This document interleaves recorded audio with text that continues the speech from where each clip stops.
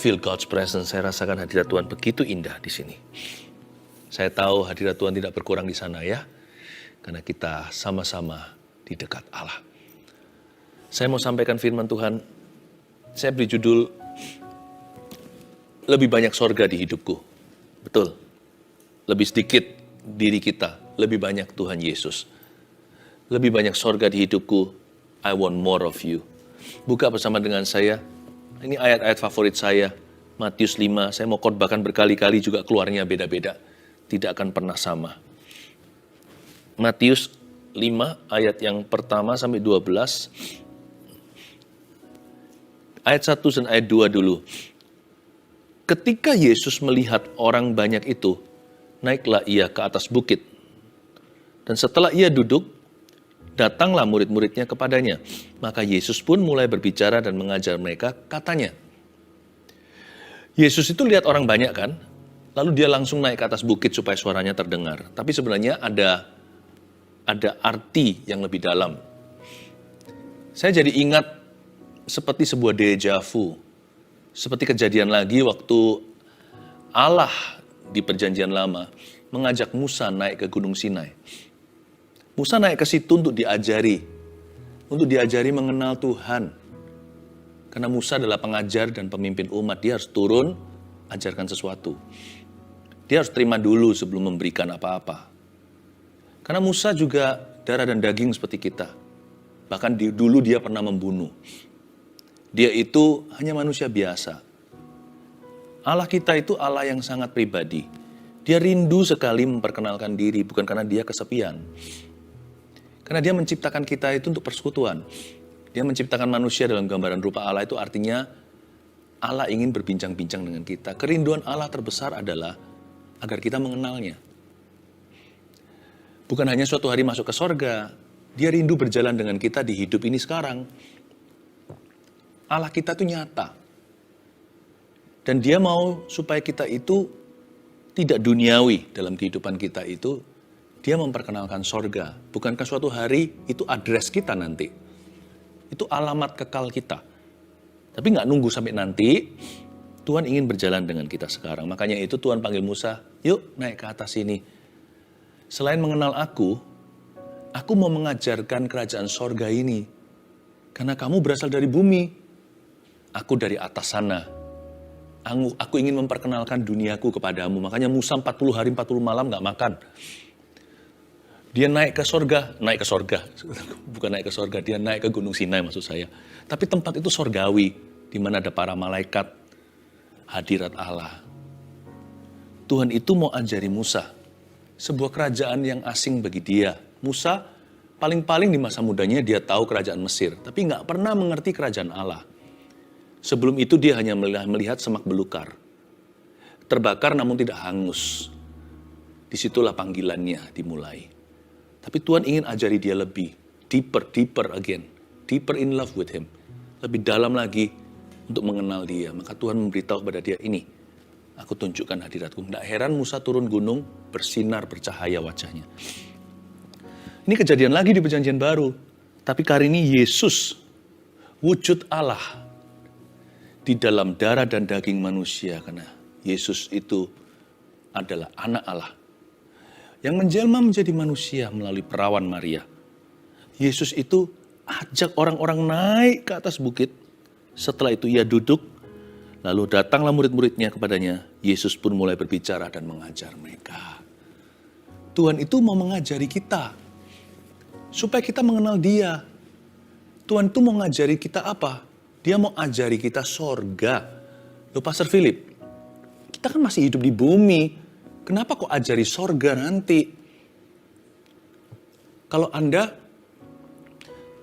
SMA, sekolah menengah atas, nanti mau ngambil apa jurusan? Suatu hari itu loh, kuliahnya kuliah apa? Apakah mau ngambil jurusan IPA, ilmu pengetahuan alam, atau IPS, atau lebih kepada sosial?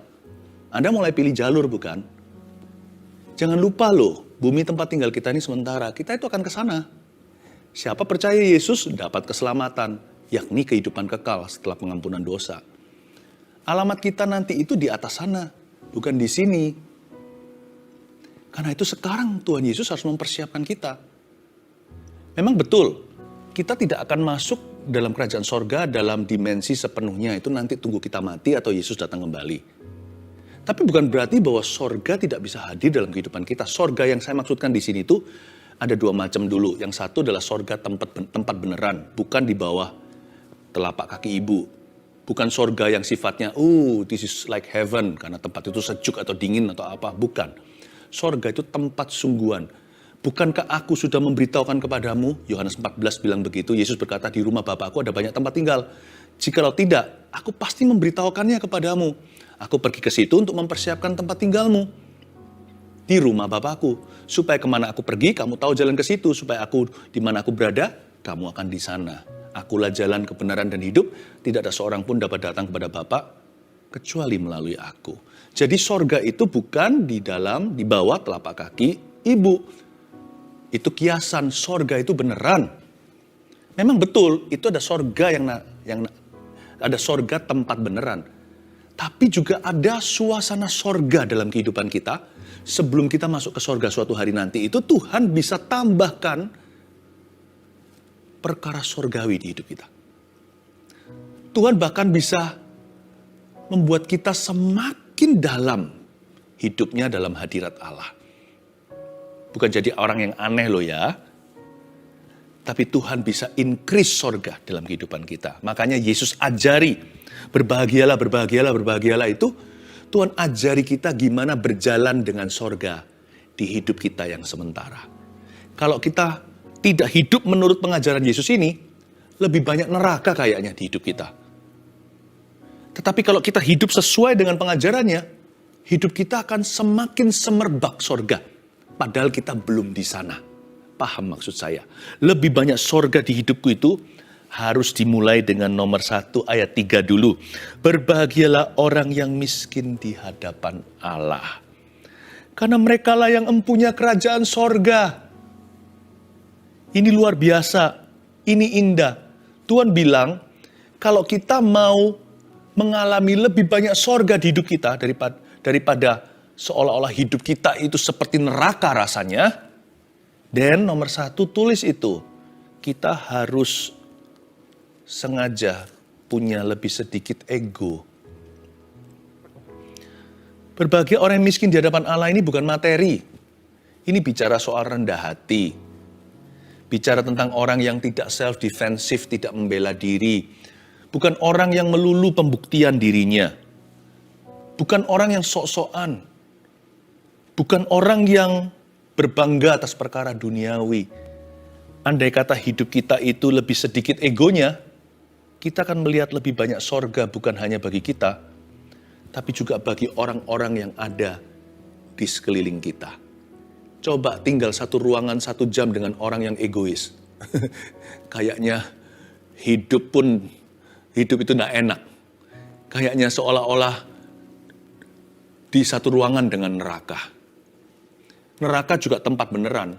Saya pakai bahasa kiasan.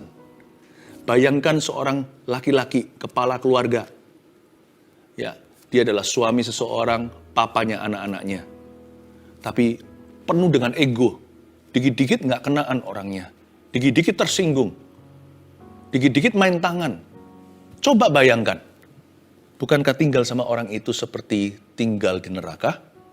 Kalau Anda kepingin melihat lebih banyak sorga di dalam keluarga Anda, di rumah tangga Anda, di tempat kerja Anda, ya, di gereja Anda, dimanapun Anda berada, then you must have less ego. Catat itu. Nanti ada, setiap ayat ini berarti sesuatu. Saya minta poin-poinnya dikeluarkan. Nah, nanti kalau sudah kita catat ini ya, kalau kita sudah catat, kita catat satu persatu ini nanti bisa jadi cermin buat kita suatu hari. Nanti kalau kita berjalan ke depan ini, kita bisa referensi lagi. Ayat 4, berbahagialah orang yang berduka cita, karena mereka akan dihibur. Berbahagialah orang yang berduka cita karena mereka akan dihibur. Ini apakah perkabungan? Karena kalau orang ditinggal mati sama orang yang dicintainya. Mungkin iya. Tetapi intinya adalah berbahagialah orang yang berduka cita karena mereka akan dihibur. Itu artinya kita disuruh sama Tuhan lebih sedikit negatif.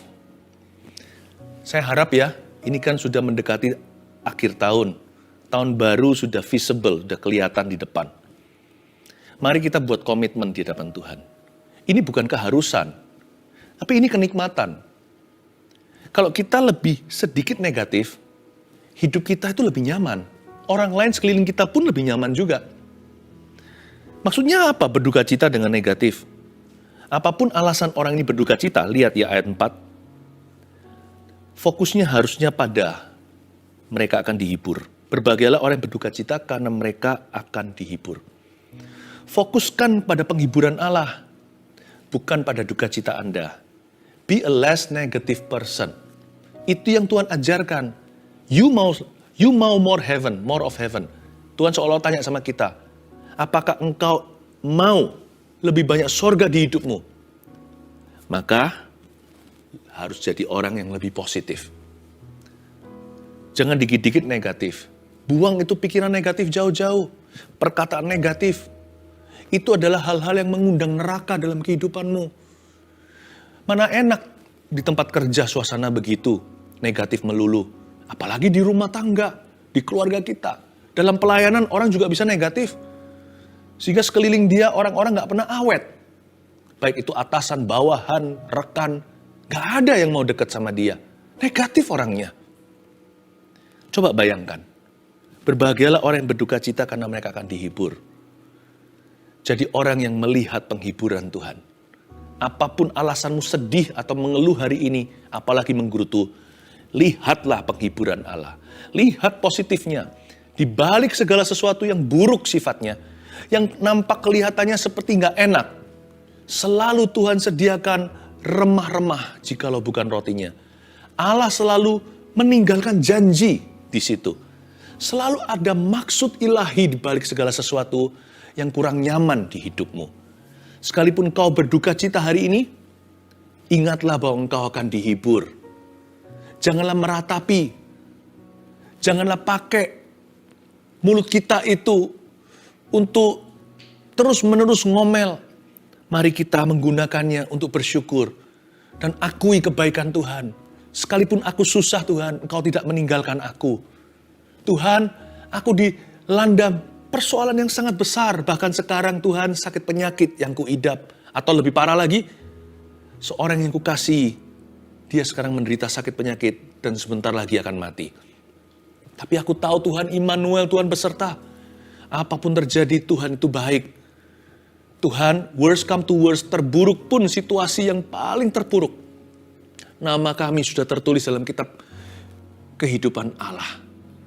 Untuk itu aku bersyukur. Bayangin, setiap kali Anda mengucap gitu, bukan depresi yang tiba. Bukanlah roh kegelapan, tapi Anda mengundang terang. Mengundang hadirat Allah. Bukankah ruang tidurmu, atau ruang tamumu, ruang keluarga, ruang belajar, tempat Anda seharusnya bisa mengeluh, tapi menjadi tempat puji syukur dinaikkan, malah diisi dengan hadirat Tuhan. Bahkan kekasih Anda itu yang sakit, mendengar kata-kata seperti itu dari mulut Anda, bukan hanya yang positif tapi memuliakan Allah. Bukankah dia punya iman semakin dikuatkan? Suasana damai sejahtera yang melampaui akal budi yang gak masuk akal itu, malah memenuhi seluruh ruanganmu. Malah memenuhi keluarga Anda. Buat apa persoalan dibantu? Berduka cita itu sudah berkabung penuh, tidak perlu dibantu. Jikalau Anda berduka cita, ingatlah mereka akan dihibur. Itulah sebabnya, mari kita buat komitmen. Tuhan ajari kita gimana jalan dengan sorga. Tuhan ajari kita gimana buka pintu untuk sorga menyerbu hidupmu. Pertama tadi lebih sedikit ego. Buang jauh-jauh. Yang kedua, lebih sedikit negatif ya. Less negatif. Berikutnya apa? Berbahagialah orang yang lemah lembut ayat 5. Karena mereka akan memiliki bumi. Less angry. Lebih sedikit amarah. Bisa nggak? Aduh Pastor Philip, saya ini punya persoalan dengan emosi. Semua kita punya persoalan itu. Musa, orang yang paling lemah lembut kata Alkitab. Tuhan berkata dia paling rendah hati, paling meek atau paling gentle. Marahnya kayak gitu kesumat. Sampai-sampai gak masuk tanah Kanan. Semua kita itu dalam bahaya. Setiap kita itu bisa lost kontrolnya. Tak terkecuali siapapun, percayalah. Sesenior apapun seperti Musa itu udah umur berapa? Udah berapa puluh tahun dia dalam ladang Allah. Namun setiap kita ya bisa aja. Karena itu hal ini harus didoakan. Setiap tahun kita berdoa begini. Mumpung sekarang masih ada berapa bulan ke akhir tahun, sebelum tahun baru yang ada di depan. Let's pray this prayer ya. In my home, Lord, make me less angry. In my workplace, Lord, make me less angry. Di tempat kerjaku Tuhan, buat aku lebih sedikit marah-marah. Di rumahku Tuhan, apalagi Tuhan Yesus bantu aku untuk lebih sedikit emosian dengan orang-orang yang paling kucinta. Nggak enak kan? Suara bentak-bentak, kita semua pasti pernah salah. Suara gebrak-gebrak meja.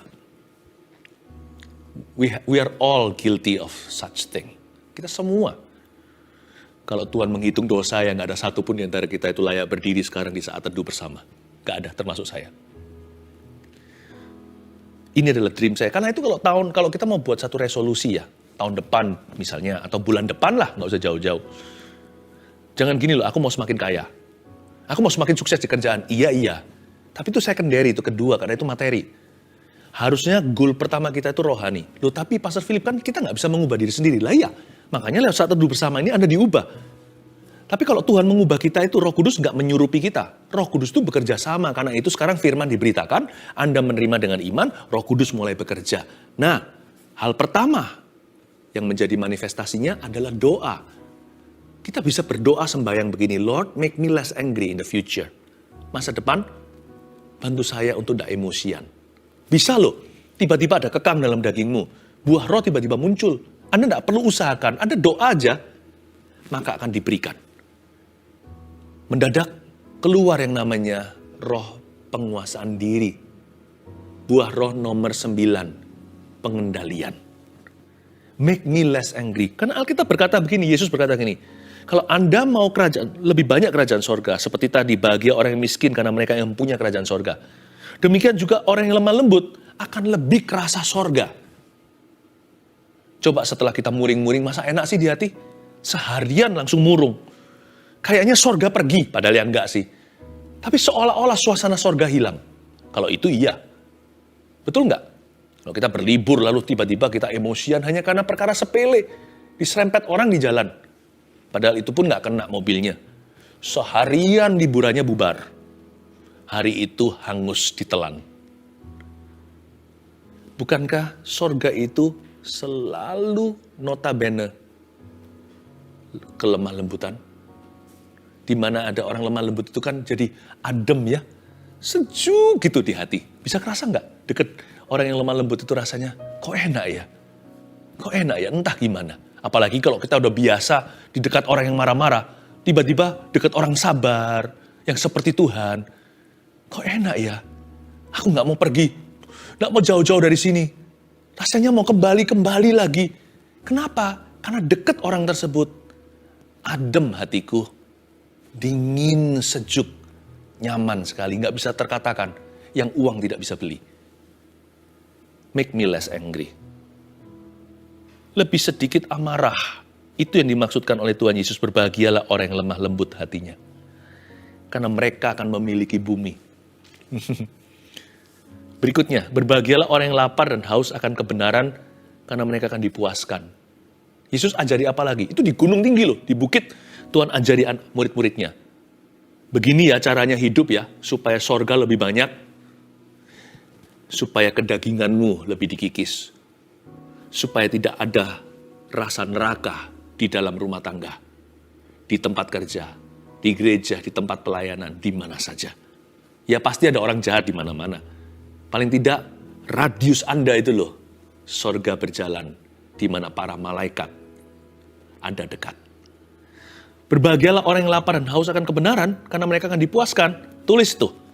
Yang berikutnya nomor 4. Kalau tadi lebih sedikit. Yang keempat, lebih banyak firman. Ayo, increase. Jangan firman seminggu sekali. Puji Tuhan untuk Rabu Sabtu, saat teduh live-nya itu. Nggak hanya itu aja, ada banyak sekali firman-firman. Mulai isi tiap hari. Saya mengisi hidup saya itu dengan banyak firman. Karena bagi saya banyak firman, banyak sorga. Kurang firman, kurang sorga. Nggak ada firman, nggak ada sorga. Saya isi tiap hari. Saya ngomong gini bukan sebagai kebanggaan. Tapi supaya Anda tahu apa yang saya ajarkan itu saya lakukan dulu. Setelah saya ajarkan, saya akan melakukan. Saya baca Alkitab itu jam-jaman setiap hari. Bukan menitan. Bukan karena saya mau khotbah. Saya baca terus. Dengar juga khotbah-khotbah. Isi dengan pengajaran-pengajaran itu indah. Perbanyak. Apalagi zaman sekarang itu loh. Zaman dulu harus iri sama kita. Mana ada puluhan tahun yang lalu. Ini tinggal pilih puja serah. Semua firman ada tapi hati-hati ya. Ada juga firman-firman yang mungkin tidak alkitabiah. Khotbah-khotbah dan pengajaran semua harus diuji. Termasuk khotbah saya, tolong diuji juga. Kita harus kembali ke Alkitab, bukan? Tapi yang pasti kita harus komitmen dulu. Aku mau isi hidupku, keluargaku dengan firman. Kalau Anda punya wewenang bukan memaksa orang, Anda bisa undang. Kalau di tempat kerja, Anda merasa firman ini memberkati, beritahu sama mereka. Bisa kasih linknya hari ini dan sebagainya. Ayo dengar firman, ayo dengar firman. Ayo kita isi firman. Tahu nggak kenapa dunia ini jahat, kejam? Kenapa dunia itu bejat? Karena dunia membelakangi firman. Kurang firman, menolak firman. Hampa firman, hujat firman. Coba bayangkan kalau ada firman. Bukankah berkurang pembunuhan karena firman berkata jangan membunuh? Bukankah berkurang perzinahan dan perceraian karena ada firman yang berbunyi janganlah berzina? Padahal itu yang perintah. Betapa indahnya seluruh paket firman, bukan hanya perintahnya saja. Lebih tepatnya pengenalan akan Allah secara lengkap. Wow, berbahagialah orang yang lapar dan haus akan kebenaran. Karena mereka akan dipuaskan. Mereka akan mengalami lebih banyak sorga di hidup mereka. Sebelum mereka suatu hari masuk ke sorga, sungguhan. Ayat 7, berbahagialah orang yang murah hatinya. Karena mereka akan beroleh kemurahan. Oh, ini sorgawi yang berbeda lagi. Kalau tadi lebih banyak firman, sekarang tambahkan lagi. Lebih banyak memberi atau berbagi. Orang yang memberi, detik kita berbagi, hati kita diserbu sama suasana sorga. Sampai-sampai ada firman berkata, terlebih diberkati memberi daripada menerima. Kata diberkati di situ, blessedness, itu kata berbahagianya Yesus ini. Ini adalah pengajaran di atas bukit. Dari kata yang sama, blessedness atau berbahagia, disitulah Yesus berkata, engkau akan empunya kerajaan sorga. Orang yang berbagi memberi. Yang dikasih itu happy. Yang dibagi itu bahagia sekali. Tapi terlebih berbahagia yang memberi. Jadi double happy. Kalau Anda mau melihat suasana sorga. Kalau kita makan, kita kasih tips sama orang gitu ya. Lihat waiter-waiter itu wajahnya bersinar padahal nggak kenal Tuhan. Karena bagi mereka itu penting sekali. Kita berani makan, ya berani hargai servis orang lain. Atau pelayanan mereka. Nah, ketika kita berbagi, ketika kita memberi, kita membuat sekeliling kita sorgawi. Belum lagi hati sendiri yang berbunga-bunga karena Tuhan. Orang yang tidak pernah memberi, bahkan bukan hanya nggak pernah memberi, malah ngomel-ngomel lagi kalau orang lain memberi. Apalagi kalau orang lain diberkati, dia iri lalu mulai hujat sana-sini. Orang seperti itu, hatinya nggak ada sorga emangnya. Kita doakan aja. Supaya akhirnya mereka disadarkan. Tapi sebenarnya, kenapa ada orang yang begitu negatif terhadap orang lain? Itu karena hatinya, bahasanya gimana ya bahasa Ibrani, sumpek hatinya. Dia hatinya kesel, hatinya itu, galau dia.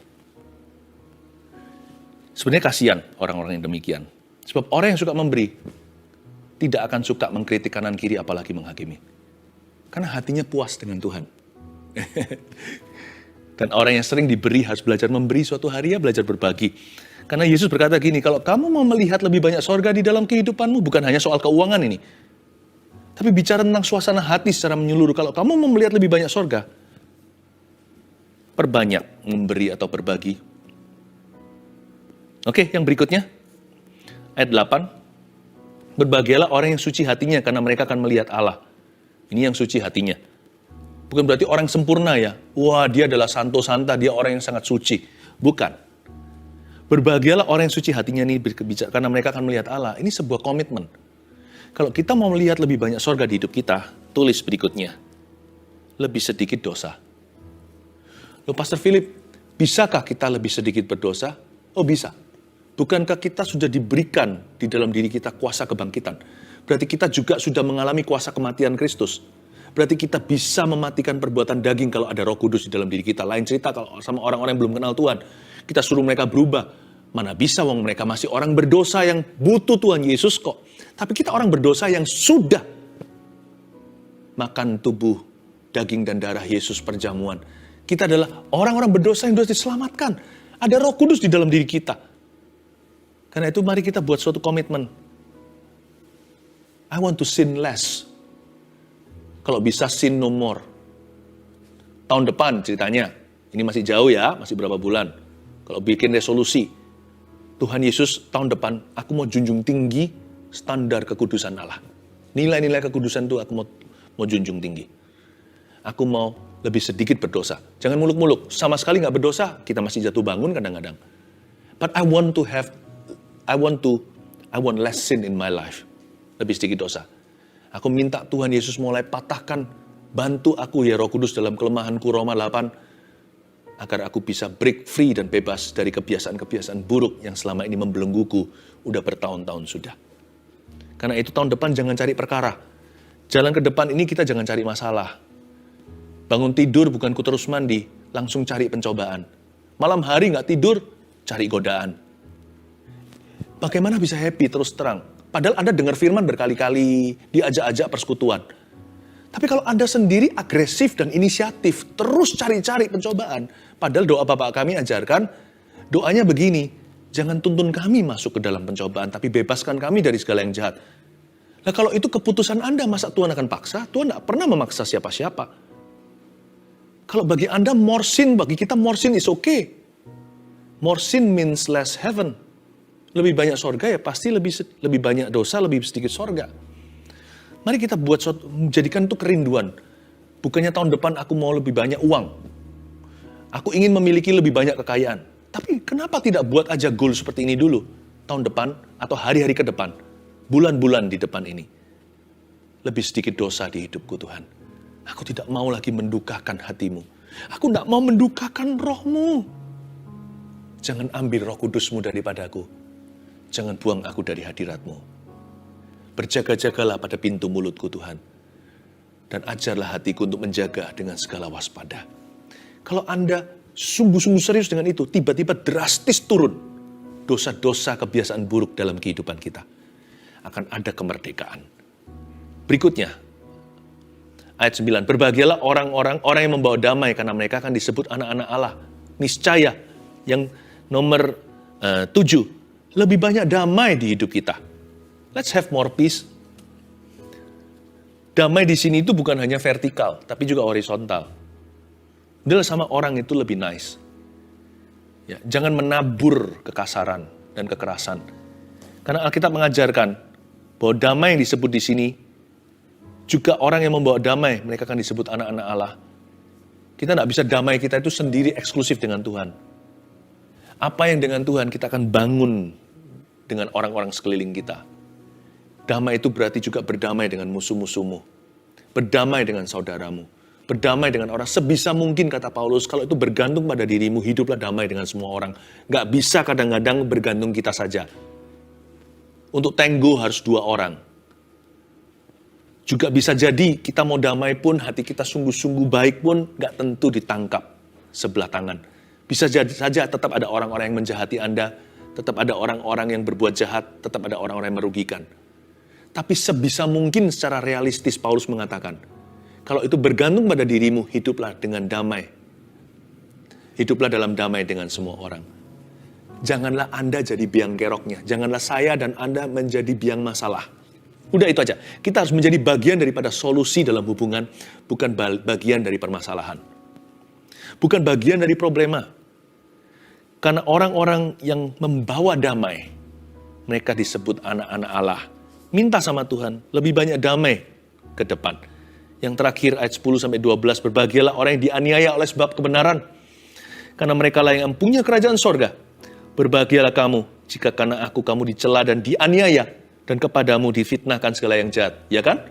Ternyata sebaik-baik orang masih bisa difitnah, dicela, dianiaya karena Tuhan. Karena kebenaran loh, bayangin orang benar aja nggak bisa damai sama semua orang, tapi dia berusaha.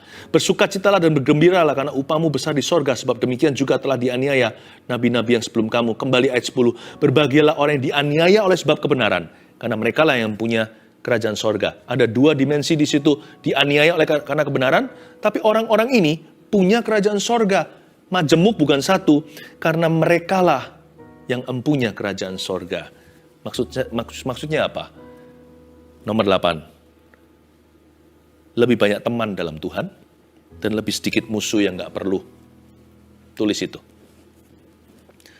Kita minta sama Tuhan, kalau kita mau hidup kita lebih banyak sorga, sebelum kita masuk sorga beneran, perbanyak temanmu dalam Tuhan. Bukan koleksi teman, diperbanyak volumenya, bukan ya. Bukan. Maksud saya adalah lebih friendly. Lebih gampang nyambung. Jangan kita itu eksklusif atau jangan kita itu tebang pilih. Sama orang semuanya itu, kasihilah sesamamu. Love your neighbors. Dan lebih sedikit musuh yang gak perlu. Lihat tadi, seperlu-perlunya aja masih ada musuh. Kalau kita hidup dalam kebenaran masih difitnah, dicelah, dianiaya. Karena itu, janganlah bermusuhan untuk perkara-perkara yang gak berprinsip. Gak prinsip, perkara-perkara yang konyol apalagi yang kekanak-kanakan. Karena lebih banyak sorga ketika kita punya teman-teman dalam Tuhan itu increase, bertumbuh. Semakin banyak teman yang takut akan Tuhan, hidup kita diperkaya. Selain itu hidup mereka diperkaya karena kita. Jangan suruh orang lain memperkaya dirimu, perkaya orang lain dulu. Lalu hitung-hitung, apakah aku perlu musuhan sama orang-orang tertentu? Kenapa harus hidup terlalu pendek? Kenapa kita berseteru? Kalau kita bisa berpikir begini, hidup kita bukan hanya lebih aman dan lebih nyaman. Hidup kita memang lebih damai dan lebih berguna, lebih tajam dalam pemakaian Allah. Catat 8 tadi, saya rangkum dengan cepat. Kita berdoa seperti ini, Tuhan lebih sedikit ego ke depan. Tuhan bantu aku lebih sedikit negatif. Tuhan tolong saya untuk lebih sedikit amarah dan memperbanyak firman dalam kehidupanku, serta memperbanyak untuk memberi dan berbagi. Lebih sedikit dosa, supaya lebih banyak damai. Lebih banyak teman dalam Tuhan, dan lebih sedikit musuh yang tidak perlu. I bless you in the name of Jesus. Saya berdoa, there's gonna be more heaven in your life from now on. Lebih banyak sorga dalam kehidupan kita mulai hari ini. Neraka jauh-jauh di dalam nama Tuhan Yesus Kristus. Thank you, Jesus.